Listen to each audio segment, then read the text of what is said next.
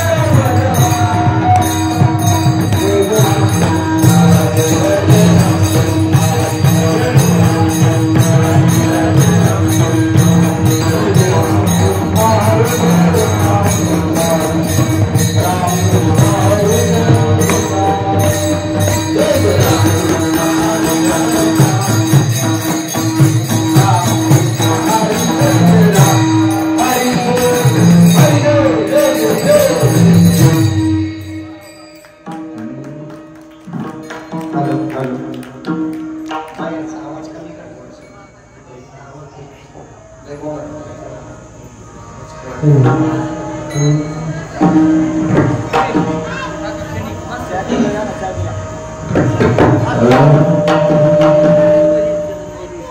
संताची पायी हा माझा विश्वास संताची पायी हा माझा विश्वास संताची पायी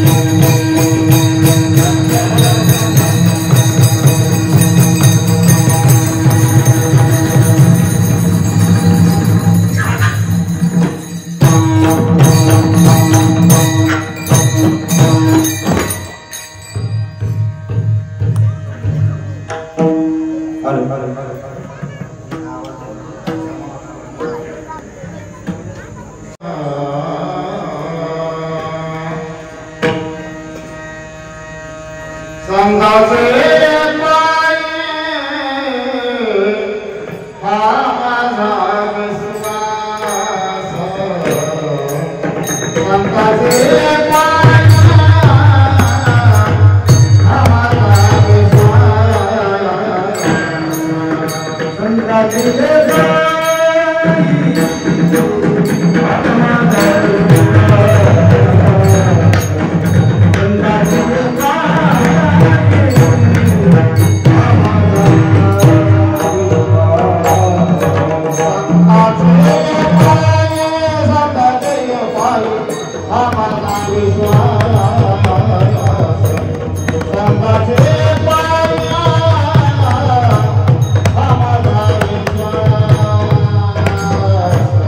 संताची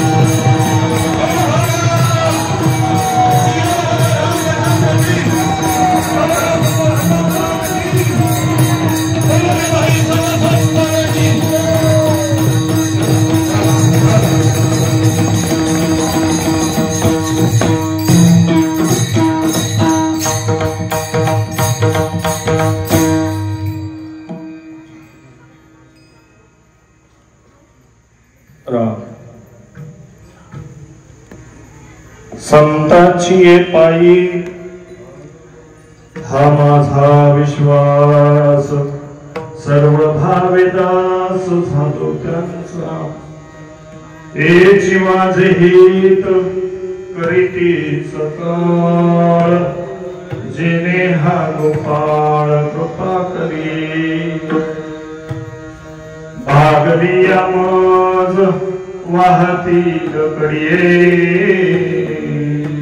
ज्यांचे निगोडे सर्व सुख,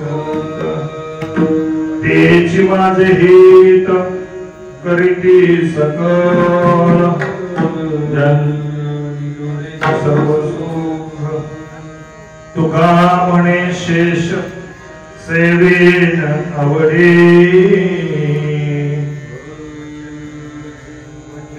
वचन मोडीचे, तेच माझे हित करीती सकळ, जिने हा गोपाळ कृपा करी, पंढरीच्या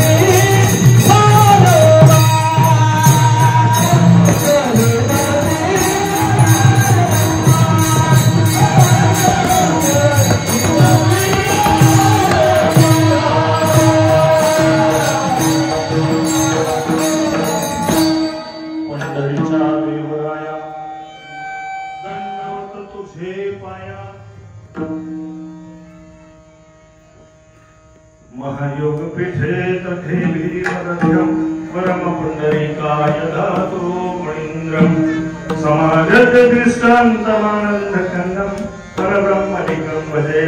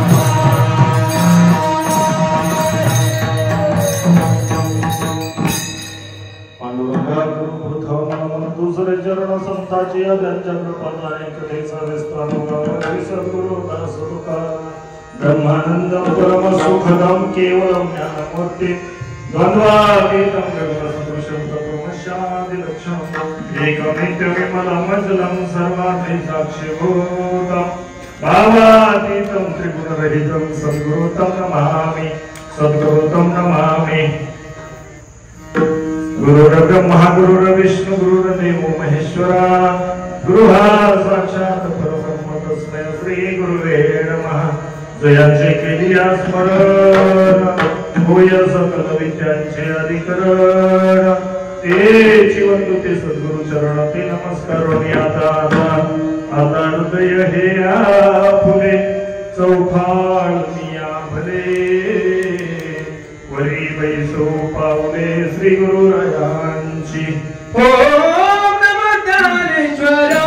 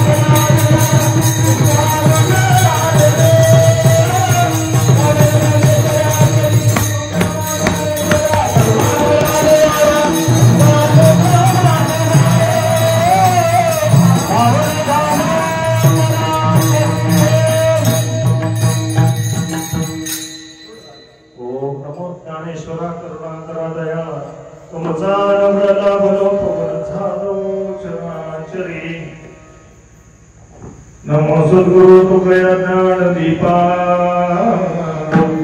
नमो सद्गुरु सच्चिदानंद रूपा नमो सद्गुरु भक्त कल्याण मूर्ति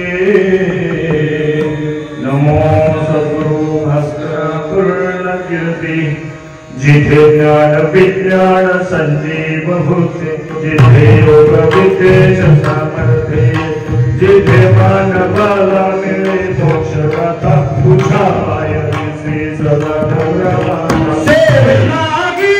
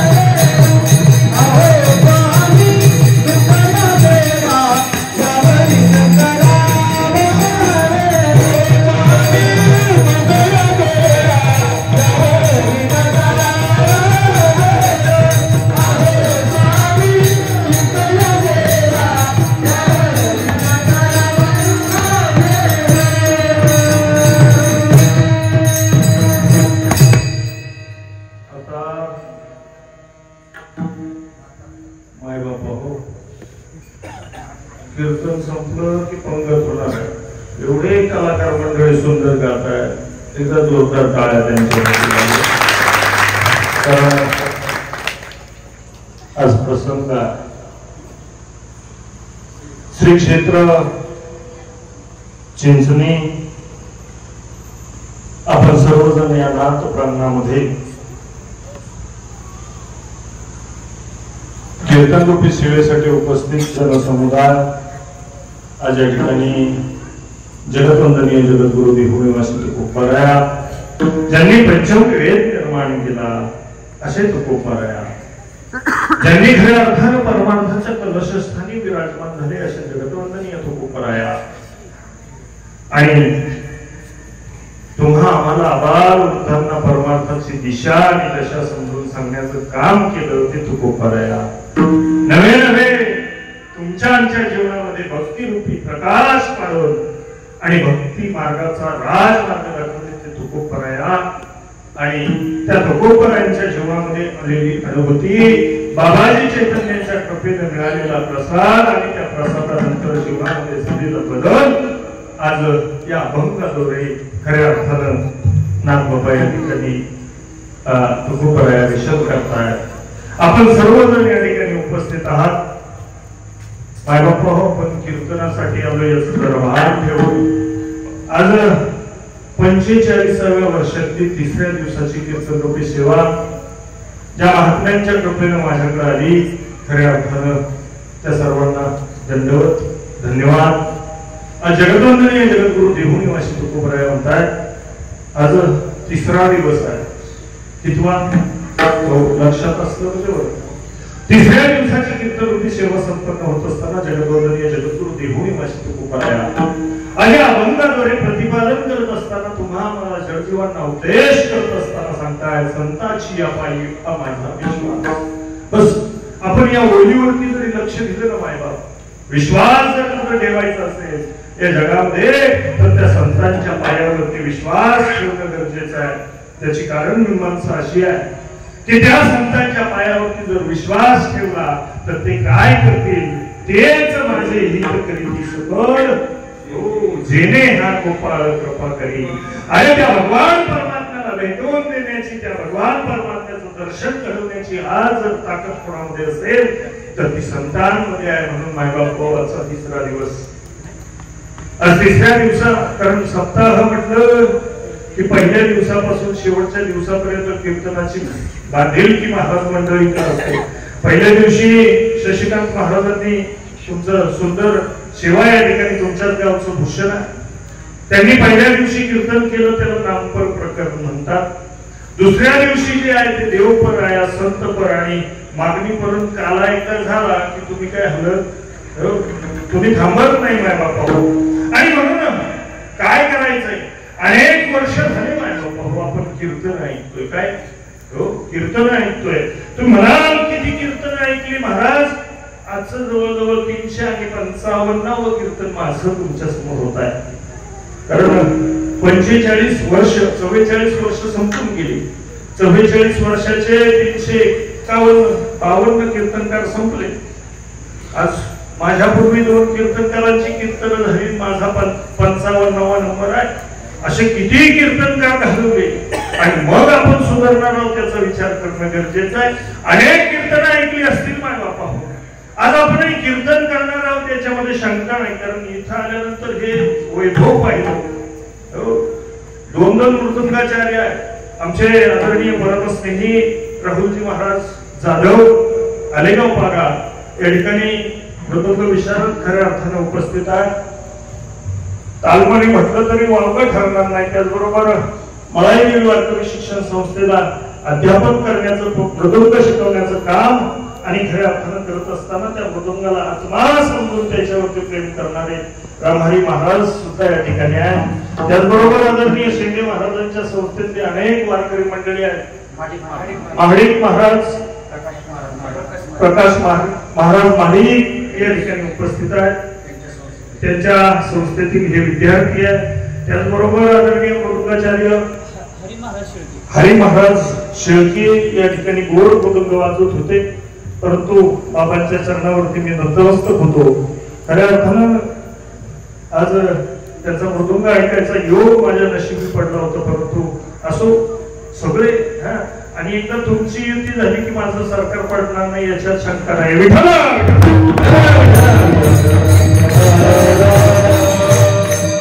मनाचा अंतःकरणाचा मोठेपणा आहे आणि महाराज आल्याबरोबर आणि महाराजांनी त्यांना जागा दिली हे वैष्णवांचं लक्षण आहे.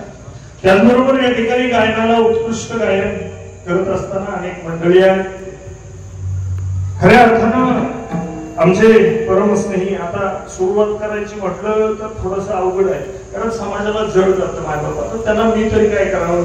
गायनामध्ये प्रथमतः गायन करतायत ते आदरणीय हरी वंदनीय गुरुवर्य संभाजी पवार खऱ्या अर्थाने याच गावाचं याच भागाचं वैभव आहे. युट्यूबच्या माध्यमातून त्यांनी महाराष्ट्रभर अनेक लोकांचं अंतःकरण जिंकण्याचं काम केलं. असे स्वरभास्कर संभाजी पवार खऱ्या अर्थानं त्यांना द्यावे तेवढे धन्यवाद आहे, कमीच आहे. त्याचबरोबर या ठिकाणी महाराष्ट्री उपस्थित आहेत, भोईटे महाराज. त्याचबरोबर परत आलं की परत येणार ज्ञानेश्वर महाराज, माऊली महाराज पवार आमचे छोटे बंधू आहेत. सुंदर असं गायन आणि कीर्तन. आता कीर्तनकारांचा तो विषय नाही, सगळे कीर्तन करतो आपण महाराज. आणि म्हणून हे सगळे महाराज मंडळी, जेवगले महाराज असतील, सगळे मंडळी या ठिकाणी उपस्थित आहेत. या ठिकाणी आज अखंड हरिनाम सप्ताह संपन्न होत असताना तुम्ही आम्ही उपस्थित खेळीमेळी गदारोळी हा सोहळा संपन्न होतोय. हा सोहळा संपन्न करत असतानाच्या सोहळ्याचं खऱ्या अर्थानं ज्यांचं मार्गदर्शन आहे, खऱ्या अर्थानं ज्यांचं कुशल असं नेतृत्व या ठिकाणी लाभलेलं आहे, ज्यांचा आशीर्वाद आहे, ते खऱ्या अर्थानं गुरुवर्य संभाजी तात्या पवार, ते तात्या. आणि तुम्हालाही आम्ही सहज तात्या म्हणतो, मला सवय लागली. आणि म्हणून या ठिकाणी त्यांचं मार्गदर्शन आहे. उत्कृष्ट व्यासपीठ चालक आहेत, मार्गदर्शक आहेत, अनेक मान्यवर मंडळी या ठिकाणी उपस्थित आहेत. माझ्यापेक्षा ज्येष्ठ श्रेष्ठ ज्यांची मृदुंग, त्याचबरोबर ज्यांनी हार्मोनियमवरती साथ करतायत, असे सगळे मंडळी. आणि खऱ्या अर्थाने इथं आल्यानंतर पहिले मला कोण भेटलं, अनोळखी चेहरा होता. आल्या मला सांगितलं, म्हणजे महाराज इथं नाव घ्यायचं, कोणाचं नाव घ्यायची गरज मलाही माहित नाही. आणि नाव घेण्याच्या बाबतीत आमच्या घरच्यांचं सांगितलं तरी मी सहजासहजी घेत, कारण आडे घ्यायची सवय तेव्हापासून लागली, अजून सुटली नाही. विठ्ठल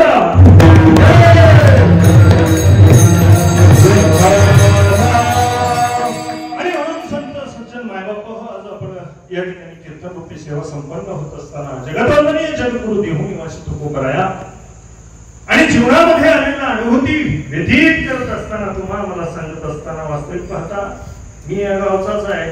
आता मी पवार, ती पवार, ती पवार, अजून सगळे पवार, पंगतही पवारांची आहे. त्याच्यामुळं तुम्ही यांनी सुंदर भजन गायलं की तुम्ही पंक्तीला जेवणार आहात, टाळे तशाच पद्धतीने वाजवा.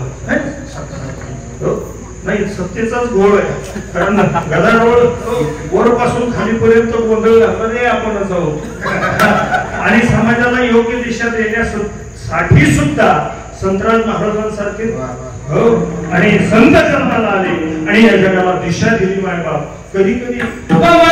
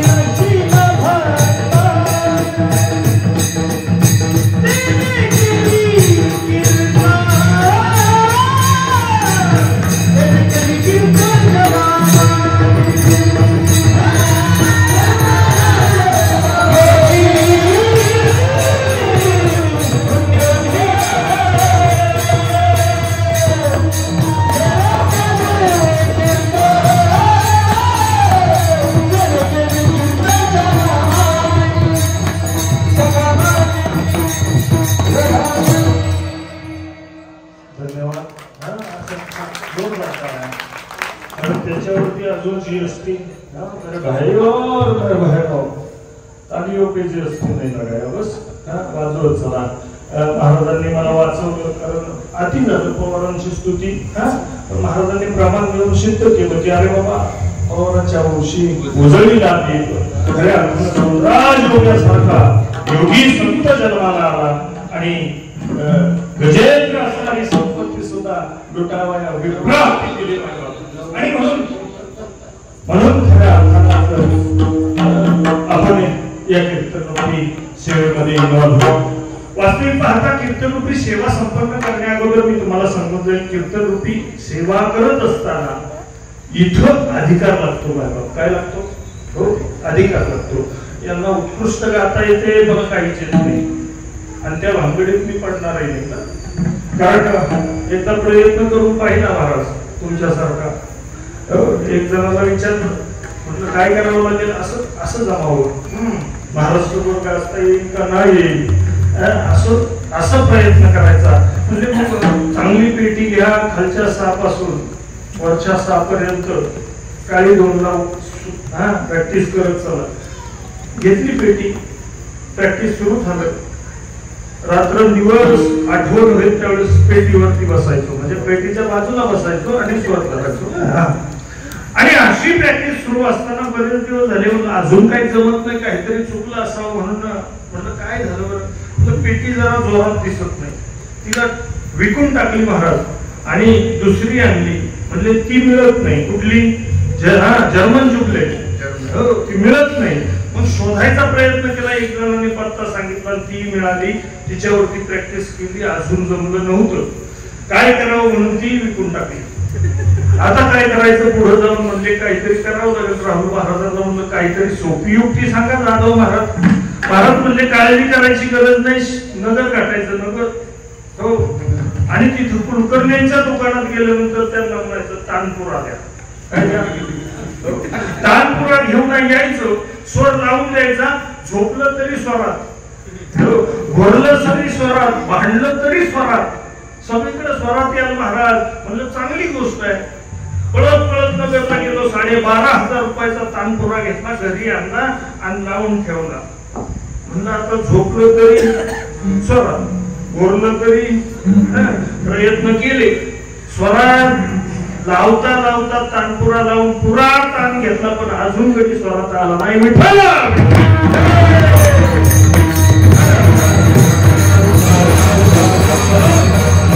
आपण कीर्तनात आहोत.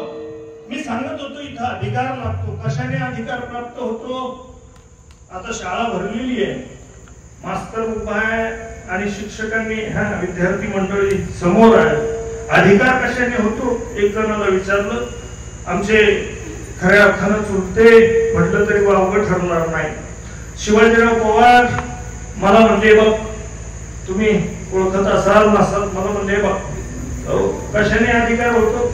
म्हणले जरा वय पाहिजे, मोठं असलं ना माणूस, अनुभवाने मोठा असेल त्याला अधिकार असतो. प्रपंचाचा अधिकार असा आहे की मोठ्यानं सांगावं, ज्येष्ठानं सांगावं आणि कनिष्ठानं ऐकावं, हा प्रपंचाचा अधिकार आहे. इथं म्हणजे इथं महाराज ज्येष्ठ नाहीत याचा अर्थ अधिकारी नाही. पहिलं कारण संपलं. म्हणजे दुसरं कारण काहीतरी असेल. म्हणजे वयानं मोठा नसेल, ज्येष्ठ नसेल चालेल, पण कमीत कमी अनुभवाने तरी असावा. कशाने? अनुभवाने असावा. म्हणजे अनुभव कशामध्ये मोजला जातो? अनुभव मोजण्याचं प्रमेय काय? अनुभव कशाने मोजला जातो? म्हणजे ज्याने उन्हाळे पावसाळे जास्त खाल्ले तो जास्त अनुभवी. हे का आमचं कशाने पिकलंय? अनुभवाने पिकलंय. म्हणून अनुभव कसा असावा लागेल. आता वयाने महाराज मोठा नाही, तुमच्यापेक्षा छोटा आहे. अनुभवानं जर पाहिलं तर अजून तोही लहान आहे. अनुभवानंही ज्येष्ठ नाही, वयानं ज्येष्ठ नाही. म्हणले ज्ञानानं, आता ज्ञानाची किंमत कुणी करावी मायबाप? ज्ञानानं ज्येष्ठ असेल नसेल, परंतु जगतवंदनीय जगद्गुरु देहोनिवासी तुकोबरायांचा अभंग संगतीला घेतला आणि त्या अधिकारातून तुमच्या समोर उभा राहिलो. विठ्ठल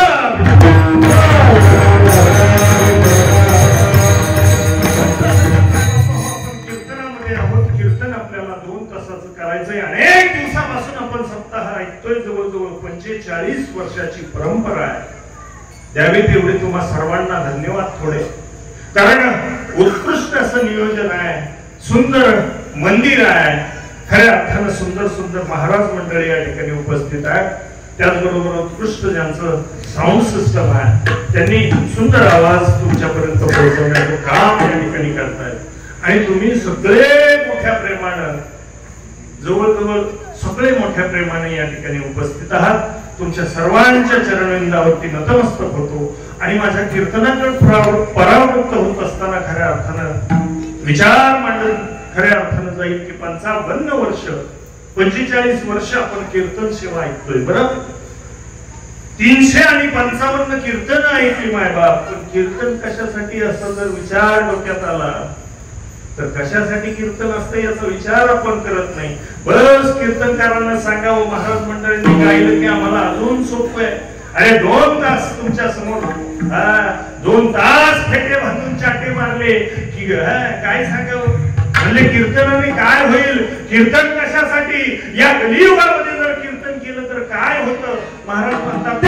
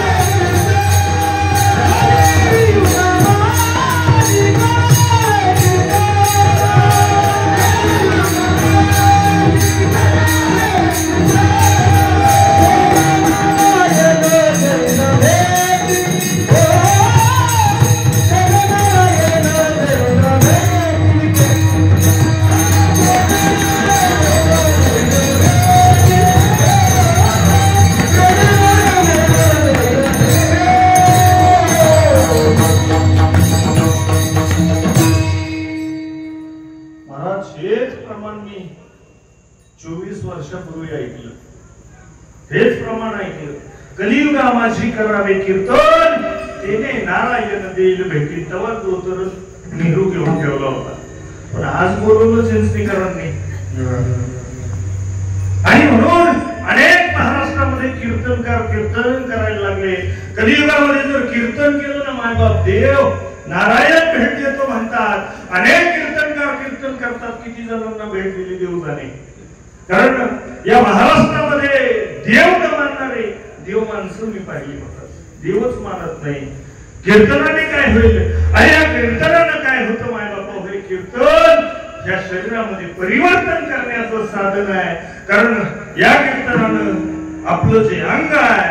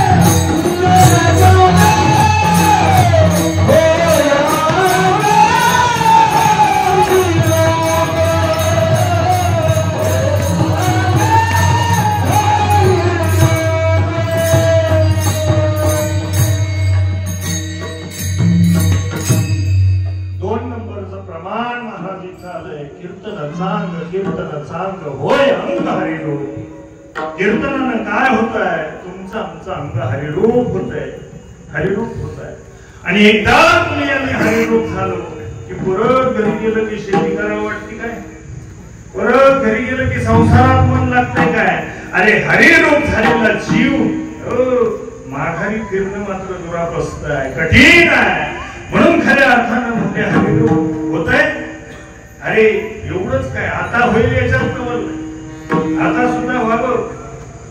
या कलियुगामध्ये कीर्तनांची ज्येष्ठता श्रेष्ठता ज्यांच्याकडे आहे, ज्यांनी प्रथम कीर्तन करावं, त्यालाही देवळात कीर्तन करून दिलं नाही. आपल्याला देतील ना देतील मला आठवत. हो, नामदेवरायांना कीर्तन देवळात करू दिलं नाही.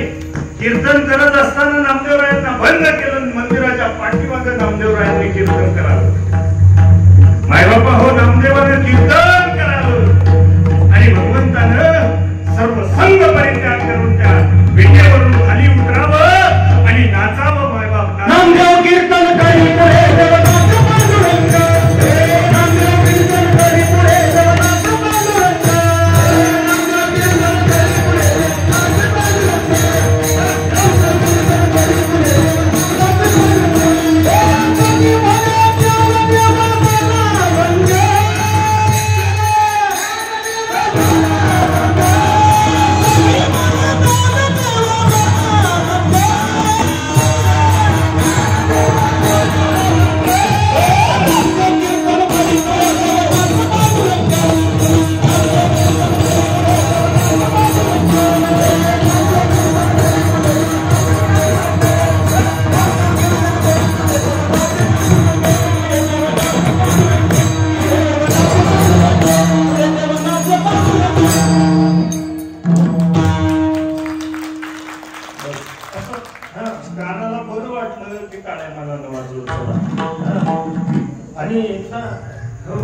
उत्कृष्ट. कारण मी त्यांचा फॅन आहे.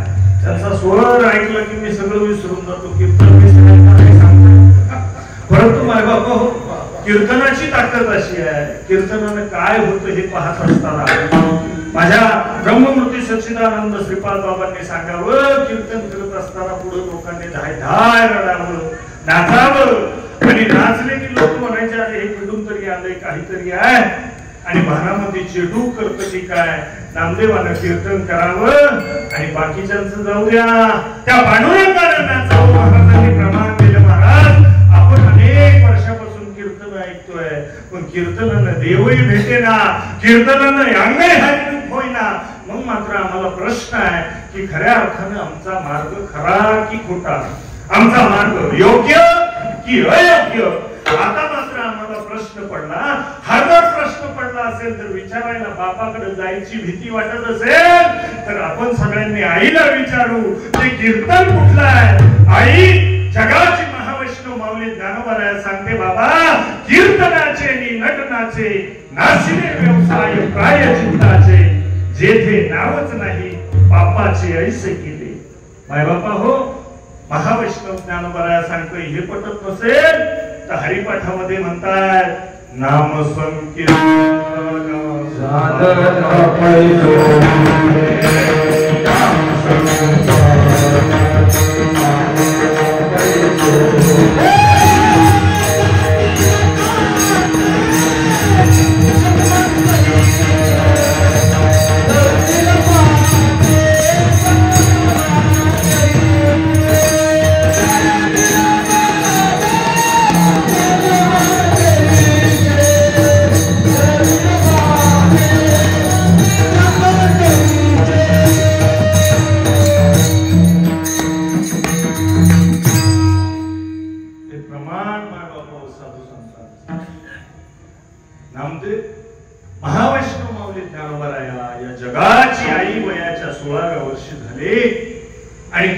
मार्गदर्शन करत असताना हरिपाठामध्ये सांगितलं. आपण दररोज म्हणतोय आपण तो हरिपाठ कीर्ती मुखी तरी गाय पवित्रची होय.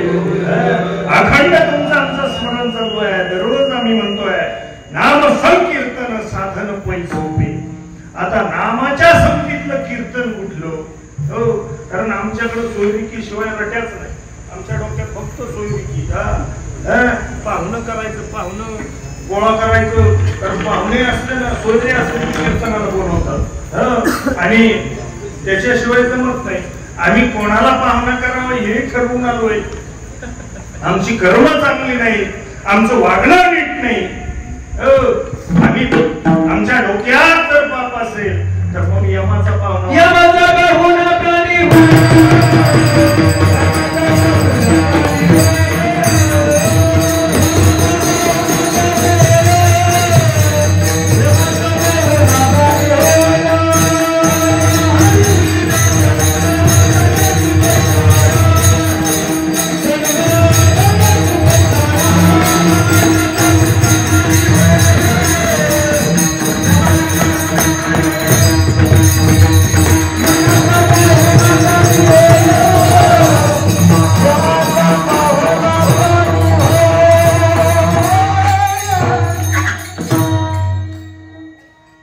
आवाज आवडला नाही का तुम्हाला?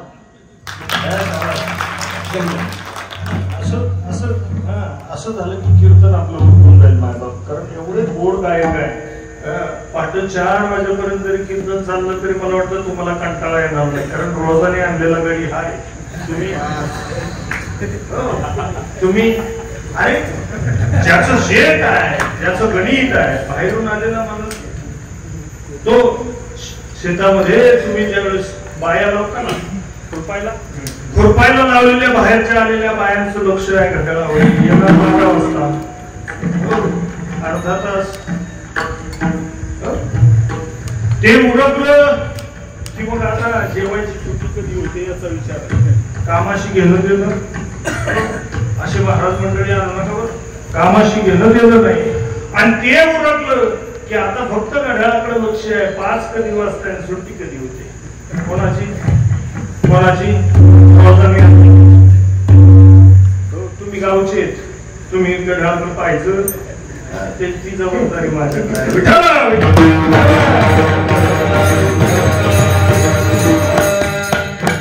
कुठं होतो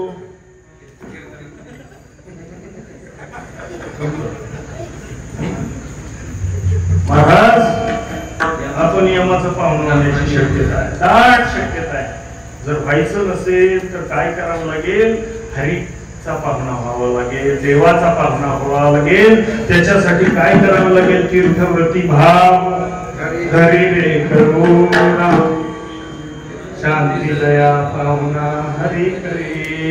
साधू संतांनी मार्ग लावून ठेवला, मार्ग सांगितला.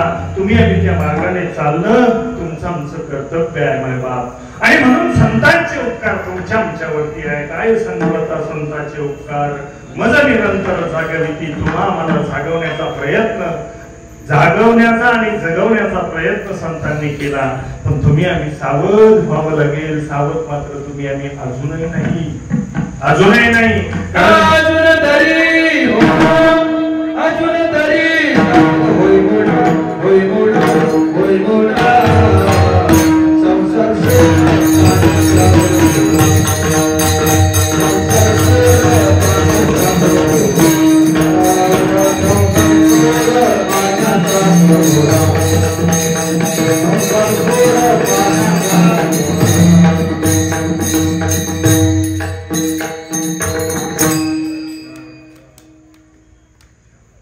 महाराज म्हणतात अजून तरी सावध होई मुळा.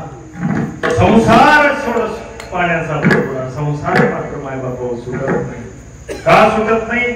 संसारावरती तुमचं आमचं प्रेम आहे. कोणाचं कोण करत आहे? संसारावरती प्रेम करत नाही असे लोक कोण आहेत? असं बोटवर करा म्हणतो, किती जण करतील. एका कीर्तनात कीर्तन करत असताना मी विचारलं कीर्तनासाठी कोण कोण आले? बऱ्याच जणांनी बोटवर केलं. म्हटलं कीर्तन झाल्यानंतर कीर्तनात महाराज पाहायला कोण कोण आले, गायन ऐकायला कोण कोण आले, मृदंग ऐकायला कोण कोण आले? सगळ्यांनी पटपट पटपट बोटवरती केली. मग मात्र प्रश्न विचारला, म्हणलं जेवायला कोण कोण आले? एकाने बोटवर केलं नाही. आजची पंगत कॅन्सल करावं लागतं. तसं काय? तसं संसारावरती प्रेम नाही असा माणूस या जगतामध्ये नाही. अरे प्रत्येक जण त्या संसारावरती प्रेम करतो. उज्जैन नगरीचा असणारा राजा भर्तृहरी संसारावरती प्रेम करतोय. प्रेम करतोय, आतोनात प्रेम करत असताना माझ्या पत्नी सारखी, माझ्या बायको सारखी बायको नाही असं म्हणणारा तो भर्तृहरी राजा. आणि प्रेम करत असताना एक दिवस जंगलामध्ये शिकारीसाठी गेला. शिकारीला गेल्यानंतर जंगलामध्ये फिरत असताना एका साधूचं दर्शन झालं. आणि साधूचं दर्शन झाल्यानंतर दर्शन घेतलं, भेट झाली. आता काय करावं, काय द्यावे त्याची भावे उत्तर राहील. आपण म्हणतो त्या साधूचं दर्शन झालं. दर्शन झाल्यानंतर काय करावं? संसाराचं गणित. तो साधू त्याला परमार्थाचं शास्त्र शिकवायचा, परमार्थ समजून सांगण्याचा प्रयत्न करायचा. आणि तो मात्र त्याला म्हणायचा नाही, ते सगळं जरी असलं तरी माझ्या बायको एवढी सुंदर बायको नाही. अनेक जणांना तसं वाटतं, पण खरं तसं दिसतं तसं ते तुम्हाला माहिती आहे.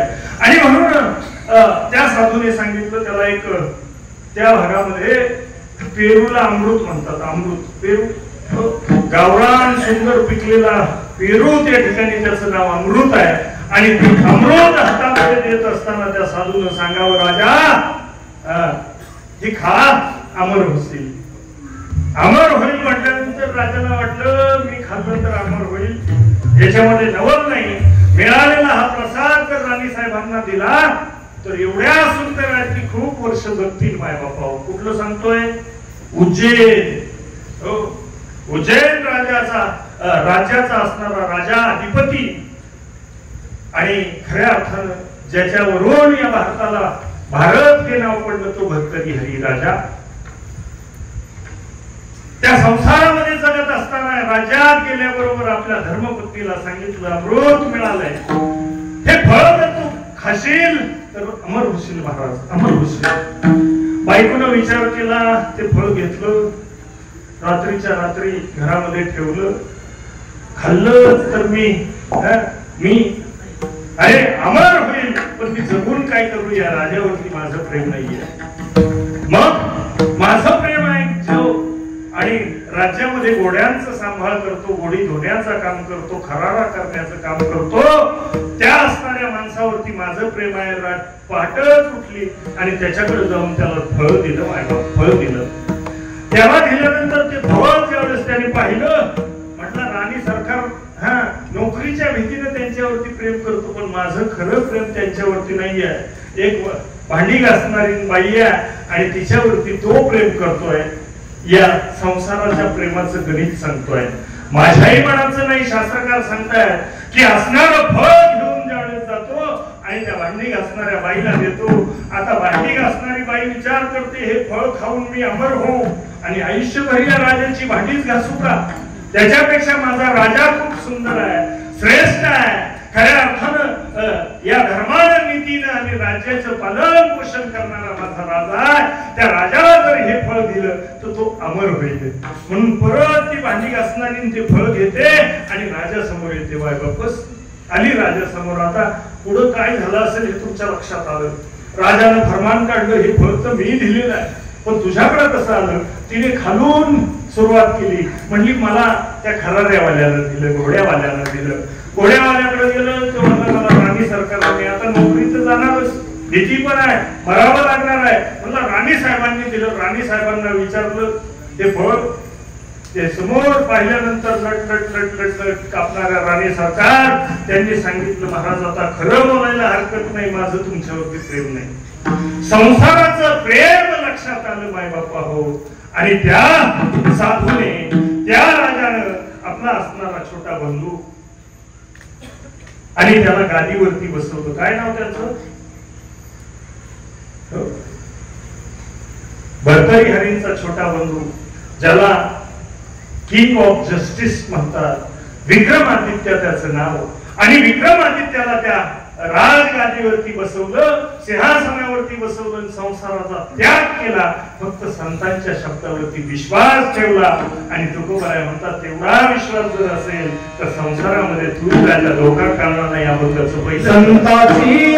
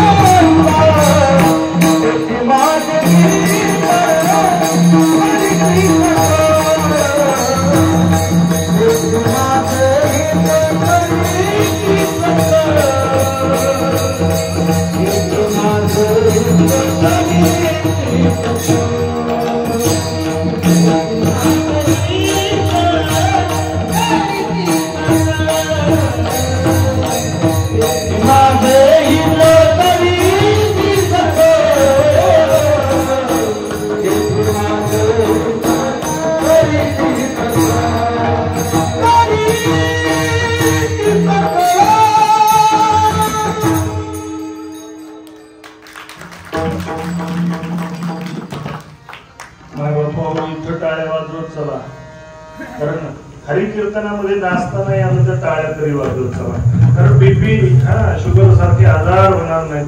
आणि अजून एक गोष्ट फायदा सांगू, इथं टाळ्या वाजवल्यानं त्याला आठवण होते, त्याला आठवण होते.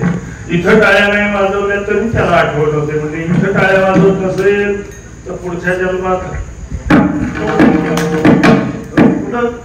पुढच्या जन्मात तो जागेवर जाण्याची शक्यता आहे. इथं टाळ्या वाजवून घ्या चला. मी सांगत होतो, जगतवंदनीय जगद्गुरु तुकोबाराय म्हणतायत, संतांची पायी हा माझा विश्वास, सर्व भावे दास झालो त्यांचा. ज्या पद्धतीनं तुम्ही म्हणाल महाराज राजा विक्रमादित्याचा विषय सांगितला, त्याचं कारणही असंच आहे की आजही एमपी मध्ये, मध्य प्रदेश मध्ये गेलं की तो राजा, त्याचं आडनाव आहे परमार. परमार आणि परमार हा वंश आपल्या वंशाचाच पूर्वज आहेत असं ज्यावेळेस वंशावळ काढली आम्ही त्यावेळेस लक्षामध्ये आलं. तर तो राजा सुद्धा त्याच पवार वंशाचा आहे.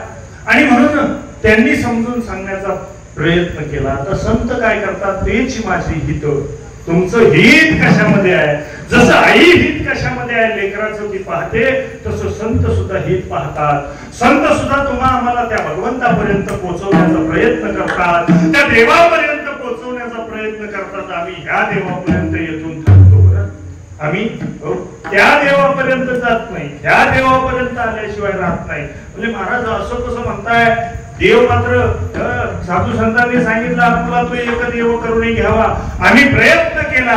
अरे या जगामध्ये सगळ्यात मोठा देव कोण आहे शोधायला जर गेलं तर अनेक जणांनी सांगितलं, कोणी म्हणले महादेव बडा, कोण मोठा म्हणले, कोणी म्हणले दत्त मोठा, कोणी कोण कोणी कोण. अनेक जणांचे अनेक विचारांचे अंतर आहे. एवढंच नाही म्हणले हिंदू धर्मामध्ये देवता किती किती किती 33 कोटी किंवा 33 कोटी. अनेक जण मला म्हणतात महाराज 33 कोटी. मी म्हणलं त्यांची पूजा कधी उरकेल. हो, आपल्याला जन्म दिला, आयुष्य दिले 100 वर्षाचं. 100 वर्षामध्ये 365 दिवस एका वर्षाचे, 36,500 दिवस झाले आपलं पूर्ण आयुष्य. आणि तेवढ्या दिवसात 33 कोटी देव पुजावा कधी, विनोदाने सांगतो मायबाप. परंतु अशा पद्धतीनं भगवान परमात्म्यानं दिलेला देव मात्र आम्हाला समजत नाही. आजही या महाराष्ट्राची शोकांतिका आहे. अरे अनेक साधू संतांनी सांगितलं, महावैष्णव ज्ञानोबरायांनी बलिदान दिलं कशासाठी, या महाराष्ट्रामध्ये. हो, कारण वयाच्या 16व्या वर्षी महावैष्णव ज्ञानोबराया एक शपथ घेतात, अंतःकरणाशी भंगार बांधतात, हे मराठी याची नगरी ब्रह्मविद्येचा सुखालो करी, देणे घेणे सुख चिवरी होऊ दे या जगात. काय आहे ब्रह्मविद्या. अरे कोण आहे देव, सर्वश्रेष्ठ देव शोधायला आम्ही गेलो, पण सापडला मात्र नाही. कारण आम्ही फिरलो नर्मदा परिक्रमा करत असताना 3600 किलोमीटरचं अंतर शोधलं मायबाप. शोधत असताना अनेक मंदिरं भेटली. जवळजवळ महादेवांची 1.25 लाख मंदिरं दररोज दर्शन व्हावं अशी अनेक मंदिरं पाहिली. या जगामध्ये ब्रह्मदेवाचं एकच मंदिर आहे असं म्हणतात. किती भारतात एकच मंदिर. कुठं म्हणजे पुष्करला आहे. मला दुसरंही गाव सापडलं. दुसऱ्या ब्रह्मदेवांच्या मंदिरात जाऊन दर्शन घेण्याचा योग आला. ते ब्रह्मांड घाटावरती नर्मदेच्या तटावरती ते मंदिर आहे. पण हे सगळी मंदिरं घावली, पण सगळ्यात मोठा देव मात्र साधू संतांनी जो सांगितला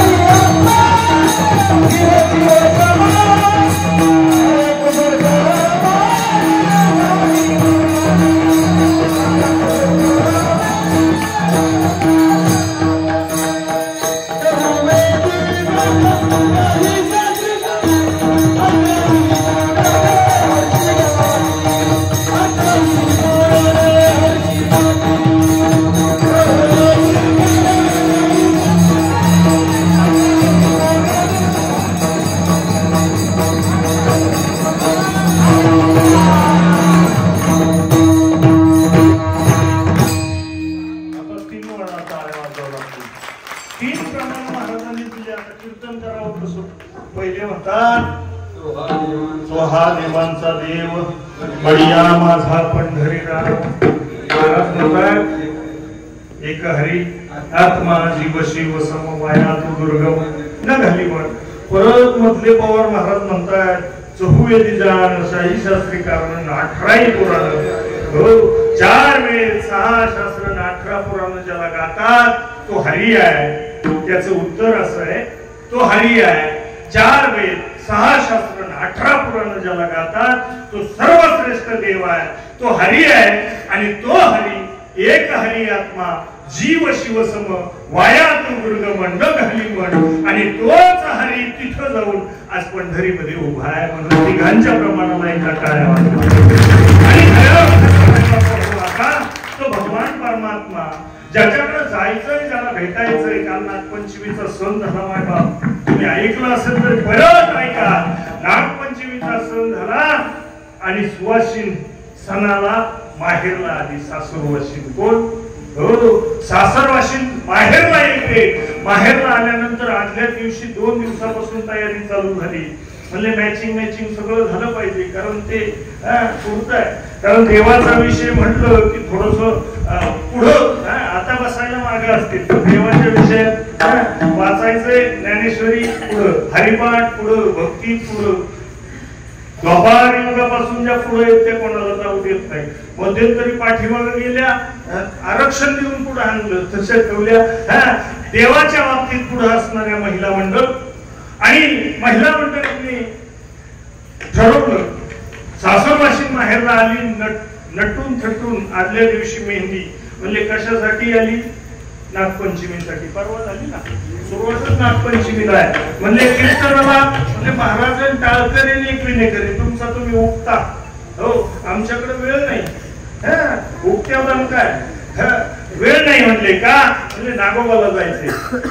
मला पूजा करायचा विषय मांडायचा आहे. सगळे नागोबाला निघाले. सगळी तयारी झाली. असणाऱ्या त्या सासूरवाशिनींनी जी माहेरामध्ये आले सुंदर ताट केलंय. मैत्रिणीला मिस कॉल मारलाय चलो नागोबाला. आणि तयारी झाल्यानंतर हातामध्ये ताट घेतलाय. ताटामध्ये फुलं घेतली. म्हणले कशासाठी? कशासाठी? तुम्ही बोलत राहा. नागोबासाठी. त्याच्यामध्ये पिवळा दोरा घेतला. म्हणजे कशासाठी? नागोबासाठी. लाह्या घेतल्या. नागोबासाठी दूध. आपण लय खराब आहे. दूध नेमकं नागोबाला पाजायचं. दूध आपण पाजतो महाराजांनी नागोबाला. नागोबा साहेबांनी दूध पाजूनच आणलाय नागोबा. सगळी तयारी झाली. सगळ्या वस्तू घेतल्या. म्हणजे कशासाठी? नागोबासाठी. हातात लोटा भरून नटून थटून चाललेली ती सुवासीन ज्यावेळेस गेली आणि महाराज पूजते काय? पूजते पूजा वारुळाची करते. बरं वारुळाची करते. मला सांगायचंय त्या वारुळाची पूजा करत असताना पूजा करता करता त्याच्यातून खरा जर देव ज्याच्या पूजेसाठी ही गेली तो जर बाहेर आला तर ही थांबेल का? पूजा पूजा वस्तुस्थिती तशी आहे की खरा देव बाजूला राहिला आणि आम्ही वारुळाच्या पूजेला लागलो. विठ्ठल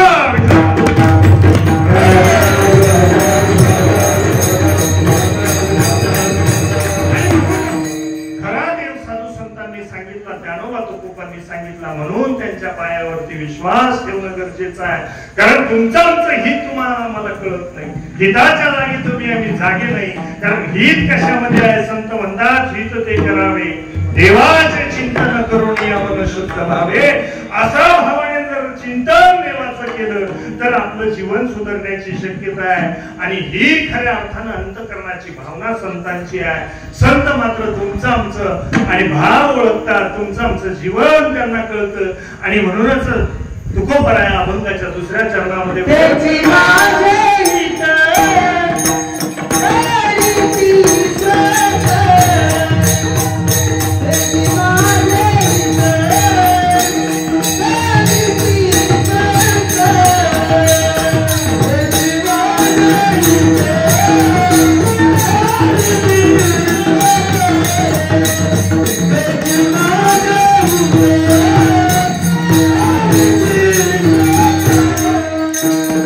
Hey!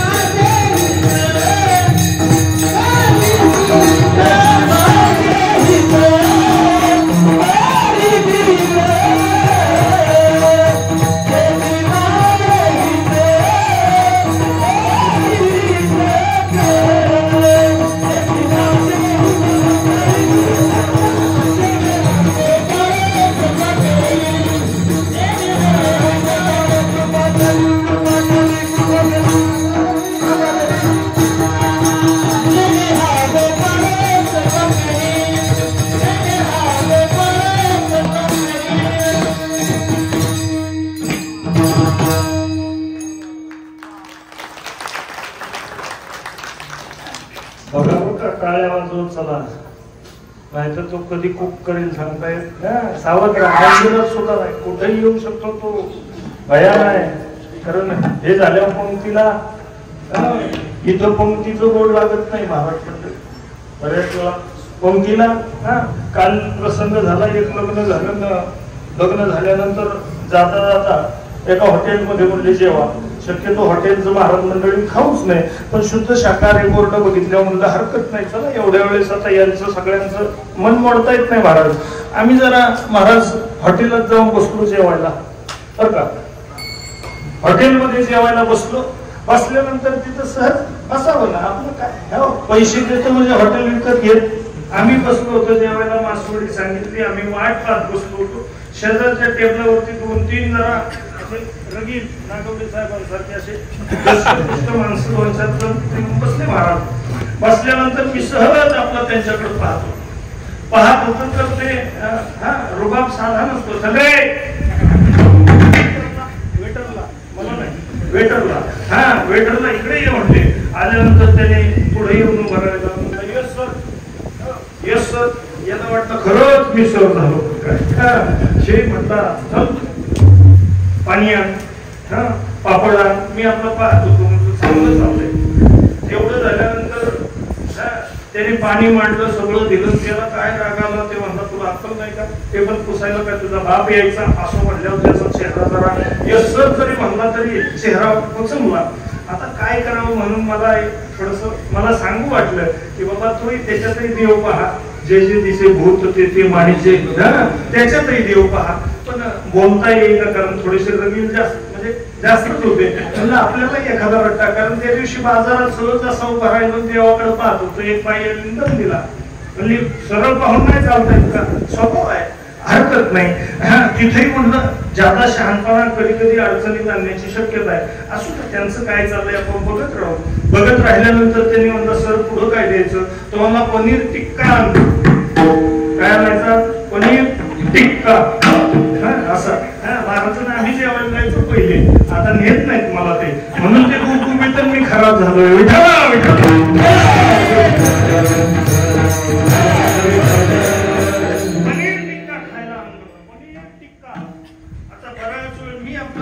ऑब्झर्वेशन सुरू आहे, पाहतोय काय चाललंय यांचं. त्या वेटरला थोडासा राग आलता. आता ते किचन मला असं समोर दिसत होतं, बसलोच असा होता. ते पण दिसतंय आणि हे पण दिसतंय, कारण मला उभंही अशाच ठिकाणी गेलंय. नागबाबा दिसतंय, तिकडं पण दिसतंय. माझ्याकडे पाहतोय, म्हणता काय ओम वाग्या सोम वाग्या, नको आता वेळ झाली, असू द्या. दोन्ही दिसत होते, हे टेबल दिसायचं, किचनही दिसायचं. किचन मधून गडी निघाला, हातात घेतला तेव्हा पनीर टिक्का होता. पुढे आल्यानंतर मधी ज्या वेळेस त्या बाल्कनीत त्या गोळीत आल्यानंतर त्याला राग आलेला होता. म्हणलं आता याला पनीर टिक्का खाऊ घालायचा नाही. त्याने सगळा एकवटला आणि त्याच्यावर थुकला. पनीर थुक्का, टिक्का मिळत नाही बाबा, टिक्का मिळत नाही. आणि म्हणून कुठेही आत्रापण करायला गेलं की घोळ होतो. म्हणून काय करावं, सरळ जीवन जगावं. जीवन जगत असताना सहजता महत्वाची आहे. आणि म्हणून महिलांनी विचार करून त्या भगवंताला आपलंसं करावं लागेल. खऱ्या अर्थानं बोलण्यासारखं खूप आहे. काल परवा दिवशी वारीला मंडळी गेली महाराज. वारीला गेल्यानंतर एक प्रसंग सहज सांगतो, कीर्तन आपलं संपेल. कारण वेळ पुढं गेलं की मग मी आधी सांगितलं होतं गड्या तुम्ही पाहायचं नाही. वारीला जात असताना वारीला गेल्यानंतर एक दिवस प्रसंग असा घडला. 2 वारकरी रस्त्यानं चाललेले आहेत. वारी कशाला म्हणावं, वारकरी कशाला म्हणावं, तो विषय सेपरेट आहे. जो दररोज डनलपच्या गाडीवरती झोपतो ना, ते वारीला गेलं की पोत टाकते. काय काळजी नाही म्हणतंय, त्याच्या विश्वास आहे, त्या भगवंतावरती श्रद्धा आहे, निष्ठा आहे, भाव आहे. आणि म्हणून असा वागणारा वारकरी त्या वारीला जात असताना ऊन पाऊस कशाचीही तमा न करता घरी स्टारचे कपडे घालणारा वारकरी मात्र मळालेल्या कपड्यामध्ये दिसेल. आणि म्हणून मी म्हणतो वारकरी मळका असावा, महाराज जळका नसावा. वारीला गेलेला वारकरी आणि काही झालं, अच्छा मला वाटलं कीर्तन संपवायचं. वारकरी वारीला चाललेला आहे. वारीला जात असताना संध्याकाळी वारकरी थकलेला आहे. पण दिल्ली पुढे निघून गेली ना, आता हे एकटंच राहिलं, काय करावं कळेल. आता कुणीतरी साथीला पाहिजे म्हणून इकडं तिकडं बघितलं, बाबांसारखं एक महात्मा सज्जन पाठीमागून येत होता. आता हा एक वारकरी ते एक वारकरी दोघं भेटल्यानंतर म्हणलं महाराज जय हरी झाला, तुम्ही कुठले आम्ही कुठले ओळख पटली. म्हणले चला आजचा दिवस कुठेतरी जावं. म्हणजे कुठं जावं म्हणले आहे चिसणीच्या तिथं मंदिर आहे इथं जवळ, तिथं आपण दोघांचा मुक्काम ठोकू. म्हणलं हरकत नाही. दोघंही आले मंदिरामध्ये, विसावले. आता करायचं काय? म्हणलं आता काय करायची गरज नाही, कारण माझ्याकडे 3 भाकरी आहेत महाराज. किती? 3 भाकरी आहेत. तुम्ही 1.5 खा, मी 1.5 खातो, ही आमची भूमिका आहे. हे वारकऱ्याचं लक्षण आहे. कारण अर्धी तुमची अर्धी आमची. वारकऱ्याचं, संसारिकाचं मात्र अवघड आहे. तुझं ते तुझं आणि माझं ते तसं नाही. अरे माझं ते माझं आणि तुझं ते पण माझं. कधी कधी संसारिक असं वागतो, वारकरी नाही. म्हणजे वारकरी जर वागायला लागला असेल तर म्हटलं वारकरी संसारिक म्हणजे त्या विचाराचा माणसाने माळे घातली वारकरी झाला, सिजनेबल असण्याची शक्यता आहे महाराज. चोरांनी माळा घातल्या की वारकरी चोर होऊ शकत नाही. आणि म्हणून महाराजांचा माझा विषय झाला. महाराजांना म्हणलं माझ्याकडे 3 भाकरी आहेत, आपण 2 जण खाऊ. महाराज म्हणले तुमच्याकडे 3 काय? माझ्या बरोबर एक जोडीदार होता, ते शेजारचे, त्यांच्यासाठी 2 आणि माझ्यासाठी 2, अशा आम्ही 5 घेतल्या होत्या. दुपारी संध्याकाळची सोय व्हावी म्हणून. वारकरी खायला जातात अशातला विषय नाही, माझ्या दृष्टांतातला वारकरी. आणि त्यांनी सांगितलं माझ्याकडे 5 आहे. म्हणलं हरकत नाही, काय करू? दोघं वाटून खाऊ, ज्या उरतील त्या टाकून देऊ. कारण टाकून देणं किंवा येईल त्या पशुपक्ष्याला चारणं चांगलं आहे. तेवढ्या 3रे महाराज उभे राहिले. आता कुठून आले काय आले दोघांनाही कळलं नाही. हे आलं कुठून त्याचा विचारही केला नाही. फक्त जे दिसे भूत. 3रा आला, त्यालाही बसवलं. म्हणजे आपण वाटून खाऊ.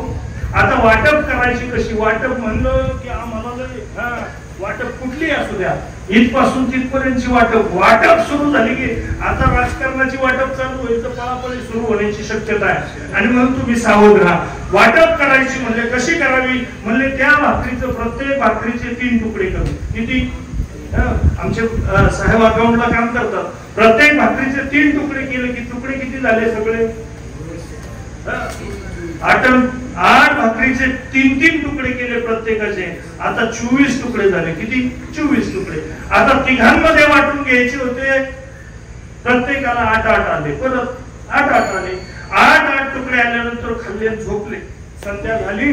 सकाळी काकड्याला उठल्यानंतर पाहिलं ते 3रं उठलं. आणि उठल्यानंतर रात्री मला सांभाळलं म्हणून हात जोडले, खिशामध्ये हात घातला आणि खिशातून जवळ 8 सोन्याच्या मोहरा काढल्या. कशाच्या? मावशावर जागा आहेत ना. सोनं म्हणलं की त्यांना झोपा येत नाही. सोनेवाले कभी सोते नाही. जिनके गले में चैन वो सदा बेचैन. झोप येणार नाही बायबाप. आणि असा असणारा तो देवरूपी महाराज ज्याने रात्री 8 भाकरी खाल्ल्या, तुकडे खाल्ले, त्याने 8 मोहरा काढल्या महाराजांच्या हातात दिल्या. कोणत्या महाराजांच्या? ज्यांच्या 5 भाकरी होत्या. मोठ्या मनाचा बाबा, मोठ्या मनाचा बाबा. त्याने सांगितलं म्हणजे महाराज आपण याची वाटप करत असताना 4 तुम्ही घ्या, 4 मी घेऊ. किती घ्यायच्या? बरोबर का वाटप? मोठ्या मनाचा माणूस. 5 भाकरी ज्याच्या होत्या बस इथपर्यंत या. 5 भाकरी ज्याच्या त्याच्याकडे 8 मोहरा आहेत. त्याने सांगितलं महाराज तुम्हाला 4 ठेवून मला 4 घेतो. विषय मिटला. इथं संपून टाकू. मी म्हणलं तसं कसं करून जमत? माझ्या 3च भाकरी होत्या, मला 3च ठेवा, तुम्हाला 5 घ्या. ही भांडणं जवळ 1.5 तास चालली महाराज. 1.5 तास. कारण दुसरा कोणी असतं तुम्हाला असता येऊ दे. मग मंदिरामध्ये आलो. मंदिरामध्ये आल्यानंतर इथं तात्या बसलेल्या. तात्यांना सांगितलं म्हणजे आमची भांडणं मिटत नाही. म्हणजे काय? म्हणजे माझ्या 3 भाकरी होत्या, मला 3 मोहरा आणि समोरच्याला त्यांना 5 द्यायच्यात, माझी इच्छा आहे. मी म्हटलं. ते म्हणले तसं नाही जमणार. माझ्या 5 जरी असल्या तरी माझी इच्छा आहे. समान नागरी कायदा आहे. अर्ध तुम्हाला, अर्ध आम्हाला. अर्ध्यात तुम्ही, अर्ध्यात आम्ही. मस्त जमतंय. म्हणले जमणार नाही. मग काय करावं म्हणून तात्यांसमोर प्रश्न मांडला. म्हणलं काय करावं कळत नाही, आता काय करायचं, प्रश्न तुम्ही मिटवा. तात्या म्हणले दोन्ही बरोबर आहे, कुठेतरी मिटवा. म्हणलं नाही, असा प्रश्न मिटत नाही. म्हणले ही भूमिका झाली जीवाची आणि संतांची, देवाची भूमिका लक्षात घेतली. तात्या म्हणले इकडं आणा, इकडं आणा, तुम्ही दोघंही भांडत बसू नका, त्या मोहरा इकडं द्या. आता देताना त्या मोठ्या मनाच्या माणसाने सहज दिलं, पण मी पापी मनाचा विचार करत असताना विचार करायला लागलो, या बाबांनी जर घरी दिल्या नाही तर हो द्यावी का नाही द्यावं. पाप ज्याच्या डोक्यात पाप आहे ना, सांगतो तुम्हाला, आपल्या घरून जर फोन आला आणि फक्त घरच्या मंडळींनी म्हणलं तुमच्या समोर बोलायचंय, आयुष्यभर केलेली पाप डोळ्यासमोर येतील माझ्या आयुष्यभर. तसं पाप मनामध्ये आलं, देव का नाही देव, तोपर्यंत त्यांनी आठी त्याच्या हातात दिल्या तात्यांच्या. आता मात्र मी गप बसलो, बोलण्यात मजा नाही, काय करावं. तात्यांनी भगवंतासमोर नाथबाबांसमोर त्या मोहरा मांडल्या आणि त्या नाथबाबांना विनंती केली, आता याची वाटप कशी करू मलाही समजत नाही, हे जे गणित आहे ते माझ्या बुद्धीच्या पलीकडचं आहे, काय करावं. म्हणून भगवंताला आडजोड झाले आणि तात्या झोपायला गेले. पहाटे 3 वाजता 3:30 वाजता ब्रह्ममुहूर्तावरती ज्यावेळेस वाट उठले आणि ध्यानाला बसणार, तेवढ्यात नाथबाबा समोर उभे राहिले. म्हणजे थांब, कालचा प्रश्न तुला त्याचं उत्तर देतो, एक काम कर, एक जणाला एक दे, बाकी उरलेल्या साथीच्या साथी महाराजांना दे. म्हणजे असं बस काय करायचं, काय कारण. देव म्हणला तुझ्या लक्षात येणार नाही बाळा, ते गणित असं आहे की ज्याच्याकडे 3 भाकरी आहेत, त्या 3 भाकरीचं तुकडं झालं किती, किती झालं, 9 तुकडे झाले. 9 पैकी 8 त्याने खाल्ले, आता उरला किती, एकच उरला आणि याचे 7 खाल्ले महाराज. मग अशी वाटप आहे ही भगवंताच्या दृष्टीने. आपण आमच्या दृष्टीने विचार करतो, भगवंत मात्र आपल्या पदरात टाकत असताना त्याचं गणित वेगळं आहे. म्हणून जर तुमच्या पदरामध्ये भगवंताने योग्य न्याय द्यावा असं वाटत असेल तर सगळ्यांनी एकदा हात वरती करा आणि त्या पंढरीश भगवंताचं भजन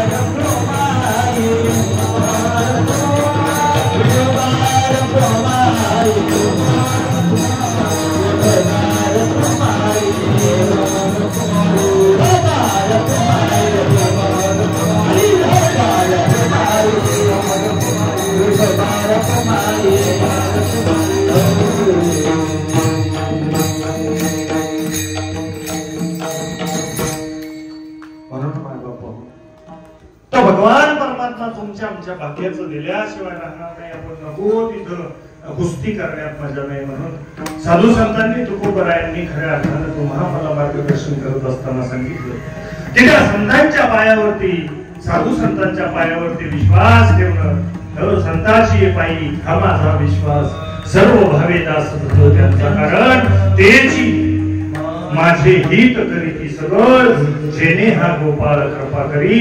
तो भगवान परमात्मा तुमच्या आमच्यावरती कृपा करणार आहे.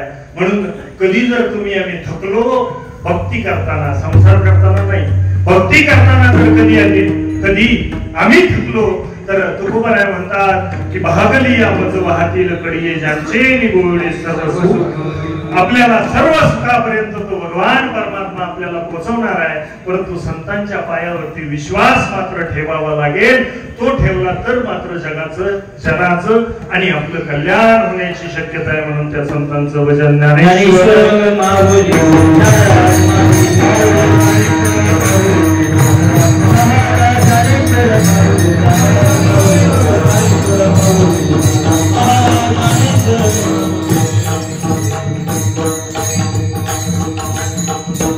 माय बापा हो करविलीचे शिकेल कटकट वाटी देव जाणे.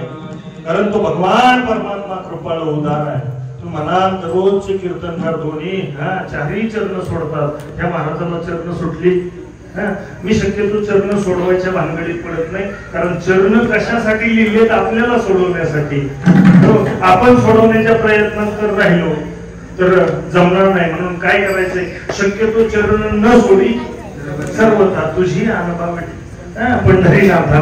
त्या पंढरीश परमात्म्याचं जे चरण सोडू नये म्हणजे मोक्षाचा आणि मुक्तीचा अधिकार प्राप्त होईल, अन्यथा मात्र गुंतण्याची शक्यता आहे. करविली तशी केली कटकट मी बोलून गेलो. तो भगवान परमात्मा मात्र मला आजही समजत नाही, सापडत नाही. म्हणून सद्गुरूने सांगितल्या पद्धतीने जे जे दिसे भूत ते माने जे भगवंत, किंवा प्रभू तुम्ही महेशाच्या मूर्ती मितव दुबळा अक्षित शमती या न्यायानं, किंवा स्वामी विवेकानंदांनी कलियुगामध्ये येऊन सांगितलं भगवान का सेवक हो जिसे अज्ञानी लोक मनुष्य कहते हैं, त्या मनुष्याची सेवा करण्याचा खऱ्या अर्थानं तास दीड तास प्रयत्न केला.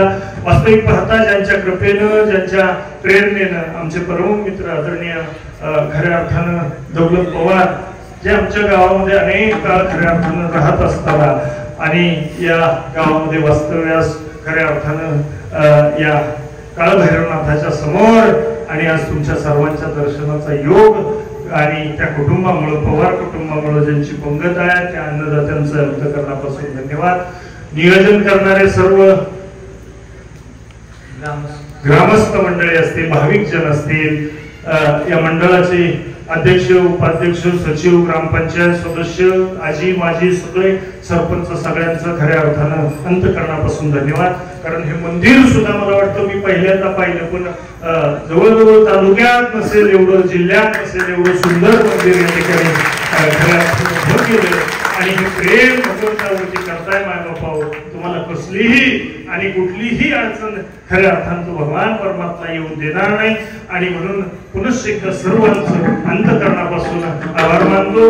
गायक मंडळी, वादक मंडळी सर्वांचं, उपस्थित व्यासपीठ चालक असतील, आदरणीय गुरुवर्य, या ठिकाणी अनेक मान्यवर मंडळी आहेत,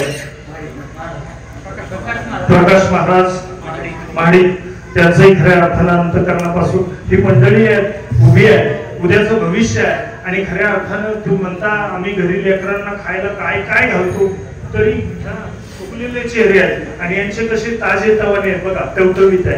कारण उद्याचं भविष्य त्यांच्या हातात आहे, धर्माची पताका त्यांच्या खांद्यावरती आहे. त्यांच्यासाठी एकदा जोरदार टाळ्या वाजवा. आणि टाळ्या वाजून झाल्या आता कारण सांगतो, त्यांच्यावरती चेहऱ्यावरती तेज काय, अखंड भगवंताच्या सानिध्यामध्ये ते जगतात. तुमच्या खाण्यानं तुपाचं घाला घरी, रूप येणार नाही, पण संस्थेमध्ये टाका. ज्यावेळेस सुंदर असे खऱ्या अर्थानं भगवंताचं चिंतन करता करता, वास्तविक पाहता आपण सुद्धा घरामध्ये स्वयंपाक केल्यानंतर त्याला प्रसाद बनवते. त्यांची काकी, त्यांना जे स्वयंपाक करणारी माय आहे ती भगवंताचं नामस्मरण करत करत त्यांना ज्यावेळेस स्वयंपाक जेवायला घालते, तो प्रसाद ते खातात. आणि प्रसादाची ताकद अशी आहे ते त्यांच्या चेहऱ्यावरती तेज आहे. आणि खऱ्या अर्थानं भविष्यामध्ये ही कीर्तनकार, प्रवचनकार होणारी मंडळी, भविष्यामध्ये धर्माचा ध्वज आणि खऱ्या अर्थानं खांद्यावर घेऊन चालणारी मंडळी, आणि ते खूप काळ टिकणार आहेत. म्हणून त्यांच्या चरणविंदावरती नतमस्तक होतो. झालेली माझी सेवा काळभैरवनाथाच्या चरणी, खऱ्या अर्थानं ग्रामदैवतेच्या चरणी, तुम्हा सर्व संत सज्जन मानवांच्या चरणी झालेली सेवा समर्पित करतो. माझ्यापेक्षा वयानं ज्येष्ठ, श्रेष्ठ, ज्ञानवृद्ध, तपोवृद्ध, वयोवृद्ध सर्वांच्या चरणी झालेली सेवा समर्पित करतो. आणि या ठिकाणी